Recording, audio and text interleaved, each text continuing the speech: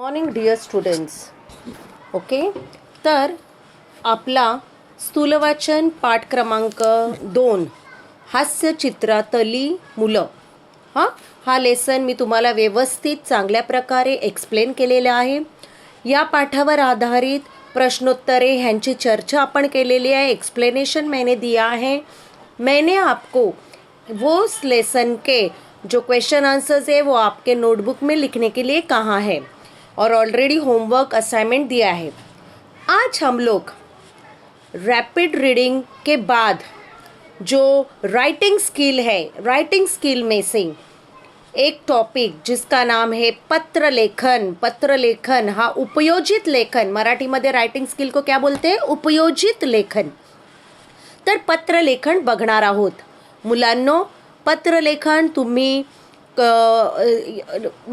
ज्या दुसरे इयत्ता म्हणजे 7वी किंवा 6वी 8वी इथे शिकलेले आहात तरीसुद्धा आपली नवीन पैटर्न जी आहे पत्र लेखनाची, जिस तरह से हम लोग ईमेल लिखते हैं उस तरह से नई पैटर्न हो गई है. इस वीडियो के ज़रिए मैं अच्छी तरह से आपको पत्र लेखन कैसे लिखते हैं, उस कौन कौन से पॉइंट्स आपको याद रखने हैं उसका एक्सप्लेनेशन दूंगी. अच्छी तरह से पूरा वीडियो देखो और जो मैं होमवर्क देने वाली हूँ वो होमवर्क आपको आपके नोटबुक में लिखना है. अगर आपके पास राइटिंग स्किल के लिए नोटबुक नहीं है कोई प्रॉब्लम नहीं. मराठी नोटबुक के आप 2 हिस्से करो, 2 भाग करो और सेकेंड पार्ट में आप लोग राइटिंग स्किल लिख सकते हो. ओके बच्चों, तो इस वीडियो में जो मैं लेटर राइटिंग आपको दिखाऊंगी वो लेटर राइटिंग भी आपको आपके नोटबुक में लिखना है, प्लस मैं आपको जो होमवर्क दूंगी वो भी आपको लिखना है. चलो तो हम शुरू करते. बघा, जो आपका क्वेश्चन पेपर रहता है उसमें विभाग 5 रहता है. विभाग 5 सेक्शन 5 उपयोजित लेखन मतलब राइटिंग स्किल. राइटिंग स्किल में पहला जो प्रश्न रहता है, प्रश्न क्रमांक 5 पत्र लेखन रहता है. वो कौन सा प्रश्न रहता है? पत्र लेखन. और इस पत्र लेखन के लिए 5 मार्क्स रहते हैं. ओके बच्चों, तो आपको इसमें क्या रहता है? खालील निवेदन वाचा व त्या खालील कृती करा. ये बच्चों सबसे इम्पॉर्टेंट है. आपको कोई तो एक निवेदन देंगे, कोई तो एक जाहिरात देंगे, एडवर्टाइजमेंट देंगे और उस एडवर्टाइजमेंट के ज़रिए वहाँ पे नीचे आपको 2 लेटर राइटिंग के टॉपिक देंगे. 2 टॉपिक देंगे. उन दोनों टॉपिक में से कोई भी एक लेटर राइटिंग आपको करना कंपलसरी है. ओके, अभी देखो यहाँ पे ये मेन पॉइंट क्या क्या आपको ध्यान में रखना है. पत्र लेखनात आपण आपल्या मनातील भावना, विचार, आपल्याला काय वाटते हे दुसऱ्यांपर्यंत पोहोचवतो. देखो, पत्र लेखन एक कला है, एक आर्ट है. आप कितना क्रिएटिवली इसको लिख सकते हो ये आपके ऊपर डिपेंड करता है बच्चों. आपको ज़्यादा से ज़्यादा राइटिंग स्किल के लिए, पत्र लेखन के लिए जो एग्जाम्पल्स रहते हैं उनकी प्रैक्टिस करनी है, तो ही आपका ये पत्र लेखन टॉपिक मजबूत हो जाएगा, अच्छी तरह से हो जाएगा और आपको यहाँ पे अच्छे मार्क्स मिल सकते. तो पत्र लेखन मैंने क्या बोला, ये एक कला है. हम लोग देखो कि आजकल हम लोग पत्र लेखन कम हो गया है, लेकिन बिल्कुल बंद हुआ है क्या? नहीं. आजकल हम लोग ज़्यादातर टेक्नोलॉजी की वजह से हम लोग ईमेल करते हैं, हम लोग व्हाट्सएप पे मैसेज करते हैं, क्योंकि आजकल हम लोग पूरी दुनिया क्या हो गई, नज़दीक आ गई. लेकिन पहले के ज़माने में वैसा नहीं था. एक दूसरे को घर से अगर आप दूर रहते हो अपने फैमिली से तो उनकी पूछताछ के लिए लेटर राइटिंग करते थे. लेकिन आजकल भी अगर आपको कोई गवर्नमेंट का काम है या किसी ऑफिस में जाना है, प्राइवेट ऑफिस में या कोई भी काम है, तो उसके लिए आपको लेटर राइटिंग करना ज़रूरी है. बच्चों, तो यहाँ पे हम लोग देखो कि आपके मन में जो भावना है, फीलिंग्स है, विचार है, आपके थॉट्स है, वो आपके लेटर के ज़रिए आपको एक्सप्रेस करने. नेक्स्ट पॉइंट देखो, पत्र लेखन असे लिहिले पाहिजे की आपल्याला काय म्हणायचे आहे ते समोरच्याला बरोबर कळले पाहिजे. आपको क्या कहना है, आपका प्रॉब्लम क्या है, आपका टॉपिक क्या है, वो बराबर जिसे आप लेटर लिखते हो उसे समझना आना चाहिए, समझ में आना चाहिए. ओके बच्चों, नेक्स्ट देखो, अभी पत्र लेखन, लेटर राइटिंग. पत्र लेखन के 2 टाइप है. लेटर राइटिंग के 2 टाइप्स है. एक है अनौपचारिक पत्र जिसे हम इनफॉर्मल लेटर बोलते हैं, या मराठीमध्ये म्हणतो आपण कौटुंबिक पत्र, घरगुती पत्र, जो हम लोग अपने पहचान वाले जो लोग रहते उनको जो लिखते, आपण आपल्या जवळच्या जिव्हाळ्याच्या व्यक्तीला जे पाठवतो, हाँ, इस लेटर के बारे में हम लोग कल ज़्यादा देखेंगे। हाँ बच्चों, आज हम औपचारिक पत्र मतलब फॉर्मल लेटर, ओके, पत्र लेखन के 2 टॉपिक है, हाँ, 2 टाइप्स है, अनौपचारिक पत्र, औपचारिक पत्र। अनौपचारिक मतलब इनफॉर्मल, औपचारिक मतलब फॉर्मल लेटर।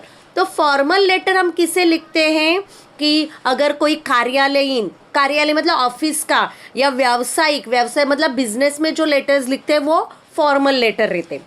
औपचारिक पत्र में अलग अलग टाइप्स है, लेकिन बच्चों आपको 2 ही टाइप्स करने। एक आहे मागणी, मागणी मतलब डिमांड, या आप लोग जो डिमांड करते हो उसे मागणी, आणि विनंती, विनंती मतलब रिक्वेस्ट। ये 2 ही प्रकार आपको 9th और 10th के लिए करने हैं, ओके बच्चों। तो मागणी पत्र आणि विनंती पत्र आपण बघणार आहोत। तर औपचारिक पत्र अपन लिखताना, हाँ, आज हम लोग खाली औपचारिक पत्र देखेंगे, कल के वीडियो में मैं अनौपचारिक पत्र के बारे में वीडियो डालूंगी, ओके बच्चों। तो चलो, औपचारिक पत्र लिखते समय हमें आज हम देखने वाले औपचारिक पत्र, ओके। तर औपचारिक पत्र हे विविध शासकीय कार्यालय, शासकीय मतलब गवर्नमेंट के ऑफिस में, या जो प्राइवेट सेक्टर की जो कंपनीज रहती है, फैक्ट्रीज रहते हैं, वहाँ पे अगर आपका कुछ काम है तो आपको ये लेटर्स लिखने ज़रूरी है। तो हम लोग औपचारिक पत्र के बारे में और ज़्यादा जानकारी देखते हैं। बघा, औपचारिक पत्र लिखताना बाळगायची दक्षता। अगर आप औपचारिक फॉर्मल लेटर लिख रहे हो तो आपको कौन कौन सी चीज़ें आपके दिमाग में रखनी चाहिए। सबसे पहला, नंबर 1, पत्राची सुरुवात करताना वरच्या डाव्या कोपऱ्यात दिनांक लिहावा। बच्चों, पहले हम लोग जब लेटर राइटिंग करते थे तो राइट हैंड साइड पे हम लोग डेट लिखते थे, अभी पूरा फॉर्मेट चेंज हुआ है। आपको सबसे पहले दिनांक ऐसा लिखना है, और उसके बाजू में जिस दिन आप लेटर राइटिंग कर रहे हो उस दिन की आपको डेट वहाँ पे लिखनी है। ये सबसे मेन पॉइंट है। लेटर राइटिंग की शुरुआत ही दिनांक से होती है, पत्राची सुरुवात दिनांकने होते, हे लक्षात ठेवायचं आहे। नेक्स्ट, प्रेषक व प्रति यांची नावे दिलेली असल्यास, प्रेषक मतलब जो लेटर लिखता है, और प्रति मतलब जिसे लेटर लिखते हैं, अगर उसके नाम आपके क्वेश्चन में दिए हैं, क्वेश्चन अच्छी तरह से रीड करने का, तो उसका नाम तीच लिहावीत, वही नाम आपको लिखने हैं। अन्यथा, अन्यथा मतलब अगर नहीं दिए हैं नाम तो आप अबक ऐसा कुछ लिख सकते हैं, ओके। आणि सही करू नये, सही करने की ज़रूरत नहीं है, आपको सिग्नेचर करने की ज़रूरत नहीं है। थर्ड पॉइंट, प्रेषक व प्रति यांचे पत्ते, पत्ते मतलब ॲड्रेस, हाँ, जर प्रश्नपत्रिकेत दिलेले असतील तर तेच लिहावेत। देखो बच्चों, मैंने बोला है ना पहले, सेकंड पॉइंट भी वैसा ही है कि अगर उनके नाम दिए हैं क्वेश्चन में तो वही लिखने का, अगर नाम नहीं दिए तो आप कोई भी इमेजिनरी नाम लिख सकते हो या अबक लिख सकते हो। अगर उनके एड्रेस दिए हैं, क्वेश्चन नंबर 3, पॉइंट नंबर 3 हमें क्या कहता है कि जो लेटर लिख रहा है और जिसे लेटर लिख रहा है उनके एड्रेस दिए हैं, तो वही एड्रेस आपको लिखने हैं अगर क्वेश्चन में एड्रेस दिए। पत्ते दिलेले नसतील, अगर आपके क्वेश्चन में पत्ता दिया नहीं है, एड्रेस नहीं दिया है, तर ते काल्पनिक लिहावे, तो आप इमेजिनरी कोई भी एड्रेस लिख सकते हो, ओके बच्चों। हाँ, अभी नेक्स्ट पॉइंट हम लोग देखते हैं, पॉइंट नंबर 4। 4 पॉइंट क्या कहता है, देखो, त्यानंतरच्या ओळीत, देखो मतलब प्रति के बाद आप लोग उसका एड्रेस लिखोगे कि जिससे आप लेटर लिखते हो, उसके बाद आपको क्या लिखना है, त्यानंतरच्या ओळीत आवश्यकतेप्रमाणे महोदय, अगर जेंट्स रहेगा तो महोदय, अगर फीमेल रहेगी तो महोदया, हे संबोधन लिहावे। ह्याला आपण मायना म्हणतो ना, कि अगर फॉर्मल लेटर में महोदय महोदया, हाँ, वो लिखने के लिए, हाँ, आणि स्वल्प विराम द्यावा, कॉमा देने का, माननीय महोदय महोदया किंवा माननीय महोदय असे लिहू नये, खाली महोदय इतना ही लिखने का। त्यानंतरच्या ओळीत मजकूराला सुरुवात करावी, महोदय लिखने के बाद कॉमा देने के बाद आपका जो मजकूर, मजकूर मतलब मेन टॉपिक क्या है, आपका जो सब्जेक्ट है, आपका जो प्रॉब्लम है, वो लिखने की शुरुआत करेंगे। ये आपके ऊपर डिपेंड करता है कि आप कितना 2 या 3 पैराग्राफ में, ज़्यादा से ज़्यादा 2 या 3 पैराग्राफ ही रहेंगे। फर्स्ट पैराग्राफ में मेन टॉपिक, सेकेंड पैराग्राफ में उनको रिक्वेस्ट करना है या जो भी करना है वो लिखने का, एंड नंबर 6 आपला विश्वासू, हाँ, किंवा आपला कृपाभिलाषी, ये बच्चों सबसे इम्पॉर्टंट है। ये 2 ही आप लिख सकते हो, किंवा यासारख्या शब्दांनी शेवट करून त्याखाली आवश्यकतेप्रमाणे अगर नाम दिया है जिसे आप लिख रहे हो उसका, तो उसका नाम आणि पत्ता लिहावा। देखो बच्चों, आपला अगर मेल रहेगा, जेंट्स रहेंगे तो, या लड़के रहेंगे वो आपला विश्वासू लिखेंगे, आपला कृपाभिलाषी लिख सकते आप लोग। लेकिन लड़कियां रहेगी तो आपली विश्वासू, आपली कृपाभिलाषी चेंज करना है जेंडर के हिसाब से। और बाद में नाम लिखना है जो लेटर लिख रहा है, जो इंसान, हाँ, जो व्यक्ति, the one who is writing letter, उसका नाम और उसका पत्ता, उसका एड्रेस नीचे लिखने का। और सबसे लास्ट में आपको क्या लिखना है, देखो, पत्त्यानंतर पत्र लेखकाने, मतलब जो पत्र लिख रहा है उसने स्वतःचा ईमेल आईडी लिहावा। ये बच्चों नया आया है 1-2 साल से, जो न्यू पैटर्न के हिसाब से आपको जो लेटर लिख रहा है उसका नाम और उसका एड्रेस लिखने के बाद आपको इमेजिनरी, आप कोई भी ईमेल आईडी लिख सकते हो। आपको मालूम है ईमेल आईडी कैसे लिखते हैं। ओके बच्चों, तो आज हम एक टॉपिक, औपचारिक लेटर का एक टॉपिक देखते हैं। देखो क्या है, मैं रीड करती हूँ क्वेश्चन। ये आपको ऐसा क्वेश्चन देंगे क्वेश्चन पेपर में कि प्राणी संग्रहालय मतलब जू, द जू, हाँ, राष्ट्रीय उद्यान बोरिवली, हाँ, आदर्श विद्यालय पुणे, विद्यार्थी प्रतिनिधि या नात्याने आपको, देखो प्राणी संग्रहालय कहाँ पे है, बोरिवली में है, और यहाँ पे आदर्श विद्यालय पुणे, वो बच्चे यहाँ पे आना चाहते हैं, उनके लिए विद्यार्थी प्रतिनिधि मतलब स्टूडेंट रिप्रेजेंटेटिव के नाते से, रिलेशन से आपको क्या करने, 2 टॉपिक दे। देखो, व्यवस्थापक, ना, व्यवस्थापक मतलब जो मैनेजर रहते, हाँ, वो। एसटी डेपो मतलब स्टेट ट्रांसपोर्ट, उनका जो डेपो रहते, बसेस रहते गव्हर्नमेंट की, सरकार की जो बसें रहते उनके लिए, यांच्याकडे बसची मागणी करणारे पत्र लिया। मैंने बोला है आपको एक तो मागणी पत्र आ सकता है या आपको आ सकता है विनंती पत्र, रिक्वेस्ट लेटर। यही 2 टॉपिक करने हैं बच्चों आपको, हाँ, 9th और 10th के लिए। किंवा दिया है, मतलब या तो आप मागणी पत्र लिखो या व्यवस्थापक एसटी डेपो यांच्याकडे बस उपलब्ध करून दिल्याबद्दल आभार पत्र, थैंक यू लेटर, ये लिख सकते हो। ओके बच्चों, तो आपको टॉपिक समझ में आया। टॉपिक क्या है, आदर्श विद्यालय, ये विद्यालय है, स्कूल है, वो पुणे में है, और उनको उद्यान मतलब जू देखना है, प्राणी संग्रहालय कहाँ पे है, वो प्राणी संग्रहालय बोरिवली में।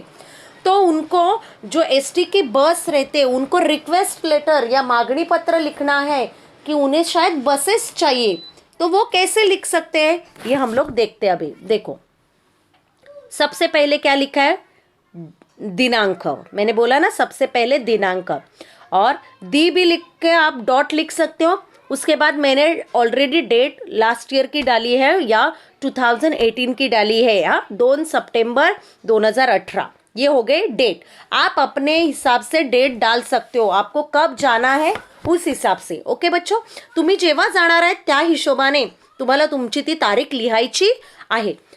दिनांक लिहिल्यानंतर येणार प्रति ये फॉर्मल लेटर में आपको लिखना है, जैसे आप इंग्लिश में टू लिखते हो, यस।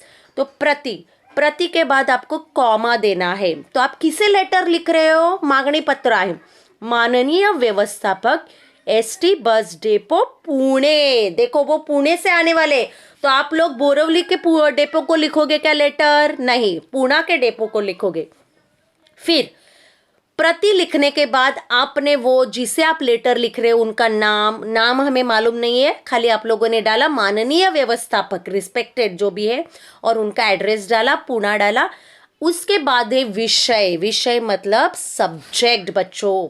तर सब्जेक्ट काय आहे, सहलीसाठी एसटी बस उपलब्ध करून देण्याबाबत। मतलब आपका जो टॉपिक है वो यहाँ पे लिखने का की आम्हाला सहलीला जायचंय ते आम्हाला बसची गरज आहे म्हणून उपलब्ध करून देण्याबाबत. ये लिखने के बाद, सब्जेक्ट लिखने के बाद फुल स्टॉप देने का, एक लाइन छोड़ने का और लिखने का माननीय महोदय लिखेंगे तो भी चलेगा. यहाँ पे माननीय महाशय लिखा है, महाशय भी चलेगा लेकिन आप लिखो महोदय. ओके, महोदय लिखने का और कॉमा देने का. बघा, मी आदर्श विद्यालय पुणे या शाळेचा विद्यार्थी प्रतिनिधी या नात्याने हे पत्र लिहित आहे. बोलाय ना स्टुडंट रिप्रेझेंटेटिव्ह. या वर्षी आमच्या विद्यालयाची, विद्यालय मतलब स्कूल की, शैक्षणिक सहल, एजुकेशनल पिकनिक या जो पिकनिक रहती है सहल, प्राणी संग्रहालय राष्ट्रीय उद्यान बोरवली येथे आयोजित केले आहे. मतलब हम लोग पुणे के बच्चे लेकिन हमें बोरवली में आना है. या सहलीसाठी आपण आम्हाला बस उपलब्ध करून द्यावी अशी आमची इच्छा आहे की आम्हाला बसेसची गरज आहे. आमच्या सहलीच्या नियोजित तारखा म्हणजे बघा सहल कधी किती 15 आणि 16 डिसेंबर या असून 15 तारखेला सकाळी 5 वाजता आमच्या शाळेत बस उपलब्ध करावी ही विनंती. भाषा बघा मुलांनो, यहाँ पे आप उस व्यवस्थापक को, उस मैनेजर को जो एसटी का है या जो भी है, उन्हें आप जानते नहीं हो तो आप ऐसे लिख सकते हो क्या कि तुम्ही कसे आहात, बरे आहेत का, घरी कसे आहेत. नहीं, ये इनफॉर्मल लेटर्स में आप लिख सकते हो जिसे आप पहचानते हो. यहाँ पे डायरेक्टली आपका जो टॉपिक है, आपका जो काम है वो स्ट्रेट आपको लिखना है. ओके बच्चों. उसके बाद देखो विनंती, रिक्वेस्ट करना है. आम्ही एकूण, ये अभी नेक्स्ट पैराग्राफ है. हाँ बच्चों, आम्ही एकूण 46 विद्यार्थी, मतलब हम लोग 46 स्टुडंट्स आहे आणि 4 शिक्षक असून 4 टीचर्स आहे. एकूण 50 जण या सहलीसाठी जाणार आहोत. सर्वजण 12 वर्षाच्या वर आहेत. देखो एज भी दिया है. तेव्हा 50 सीटर बस आम्हाला उपलब्ध करून दिल्यास आम्ही आपले आभारी राहू. आपको ये भी पता होना चाहिए बस कितने सीट्स की रहती है. या सहलीसाठी आम्हाला किती रक्कम भरावी लागेल. देखो ये जो रहते हैं कि हमारे फीस कितने होंगे, पैसे कितने होंगे. आपका भाड़ा जो रहता है एसटी का है, गवर्नमेंट का है वो, लेकिन वो फ्री नहीं रहता है. हाँ बच्चों. महामंडळ विद्यार्थ्यांना किती सवलत देते. महामंडल मतलब एसटी महामंडल, कि वो स्टूडेंट्स के लिए कुछ कंसेशन देता है क्या. मुक्काम असेल तर किती रक्कम ज्यादा भरावी, क्योंकि वो रहने वाले 2 दिन की पिकनिक है उनकी. हाँ, तो मुक्काम मतलब वो रहने वाले. या सर्व बाबतीत आम्हाला योग्य ते मार्गदर्शन करावे. मतलब हमें गाइडेंस करो कि हमें कितना पैसा लगेगा, कैसे आपके रूल्स है, आपका क्या क्या प्लॅन है. विद्यार्थी प्रमुख या नात्याने मी आपणास प्रत्यक्ष भेटेलच, तरी कृपया वरील सर्व गोष्टींची माहिती द्यावी ही विनंती. मतलब जो क्वेश्चंस, देखो कितना अच्छी तरह से लेटर है कि लेटर में सब कुछ क्लियर है. सब अभी जो लेटर लिख रहा है उसे क्या चाहिए ये वो उस व्यवस्थापक, एसटी के व्यवस्थापक को पता चलेगा. तस्दीबद्दल क्षमस्व, मतलब आपको अगर तकलीफ हुई है उसके लिए हमें माफ़ कर दो. ऐसा लिखने की एक परंपरा है, ये एक अच्छा रहता है. ओके.